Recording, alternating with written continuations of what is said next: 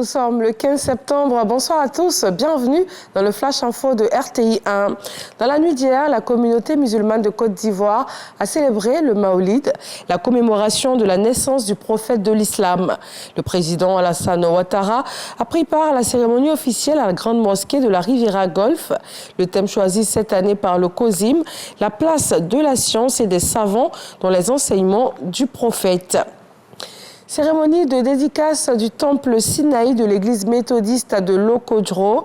Le Premier ministre Robert Begré-Mambé a assisté ce dimanche à la cérémonie, un moment d'allégresse que les membres de cette communauté ont mis à profit pour remercier et prier Dieu. Les fidèles ont été exhortés à cultiver la paix et la cohésion au sein et en dehors de l'église. Direction la région du Go, l'école primaire de Daïepa-Kei, fortement dégradée, va être réhabilitée. Une annonce du ministre de l'Enseignement supérieur et de la Recherche scientifique, Adama Diawara, après sa visite de l'établissement hier samedi. Le reportage de Khalid Diomandé. C'est la troisième visite qu'il effectue dans la sous-préfecture de Daïepa-Kei, région du Go. Pour cette fois, le ministre de l'Enseignement supérieur, Adama Diawara, vient s'enquérir de l'état de la première école primaire de la localité. Ouverte en 1960, l'école a pris un coup de vieillesse amplifié par une tornade qui a engendré d'énormes dégâts matériels. Au nom du président de la République, Adama Diawara apporte un financement de 8 millions de francs CFA pour la réhabilitation de l'établissement. J'ai été sollicité par nos parents de Daïepa-Kei et le peu que je pouvais leur apporter, je l'ai fait. Là, le chantier va démarrer bientôt et cette école sera réhabilitée. Nous sommes très impatients de voir la fin des travaux rapidement pour que l'école puisse reprendre véritablement à Daïepa-Kei. À Daïepa-Kei, presque tous sont unanimes. Ces dernières années, la sous-préfecture a bénéficié de nombreux projets de développement. Les cadres et chefs traditionnels ont donc tenu à témoigner de vive voix leur gratitude au chef de l'État Alassane Ouattara, ce en présence de son émissaire, le ministre Adama Diawara. Il a fallu que le président Alassane s'installe pour nous affecter un sous-préfet, un tout premier.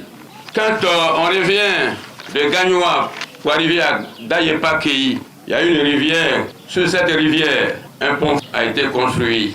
Le président de la République nous a donné un château. Ici à Daïepa-Kei, nous consommons cette eau. Le centre de santé, c'est l'œuvre du président de la République. Vous avez pris la peine de rappeler tout ce que le président Ouattara a fait pour votre département. Il reste encore quelques chantiers.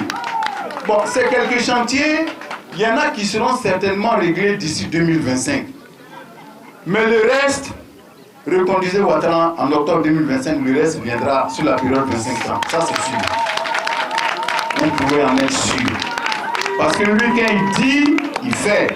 Avant de regagner Abidjan, Adama Diawara a pris part à la finale du tournoi de football doté du trophée Alassane Ouattara. Elle s'est soldée par la victoire de l'équipe de Daïepa-Kei face à celle de Zégrépha. Cette compétition réunissant les 10 villages de la sous-préfecture aura permis de raffermir la cohésion sociale. L'extrême nord du Cameroun est frappé par des pluies diluviennes depuis plusieurs semaines. Le bilan de cette catastrophe naturelle est lourd. Une dizaine de morts, des quartiers inondés, 185 écoles primaires et 13 lycées touchés, ainsi que plus d'un millier de têtes de bétail disparues. Plus de 200 000 personnes ont été affectées avec 8 000 maisons détruites. Les sinistrés ont été relogés dans un camp de déplacés construit en périphérie de la ville de Yagua, fortement touchée. Les appels à l'aide se multiplient car beaucoup ont tout perdu. Autre catastrophe naturelle, l'Autriche et l'Europe centrale sont sous les eaux.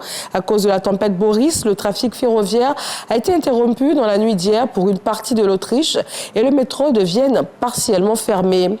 La République tchèque, la Pologne, la Roumanie, l'Autriche et la Slovaquie subissent de plein fouet les effets de cette tempête. 7 morts, des évacuations massives, des coupures d'électricité et de fortes perturbations dans les transports. En Iran, 34 détenus ont entamé une grève de la faim pour commémorer le 2e anniversaire du mouvement Femmes, Vie, Liberté et également la mort en détention de Masha Amini, arrêtée pour ne pas avoir respecté le strict code vestimentaire islamique. Et c'est tout pour ce flash d'information. Merci de nous avoir suivis et rendez-vous à 20h.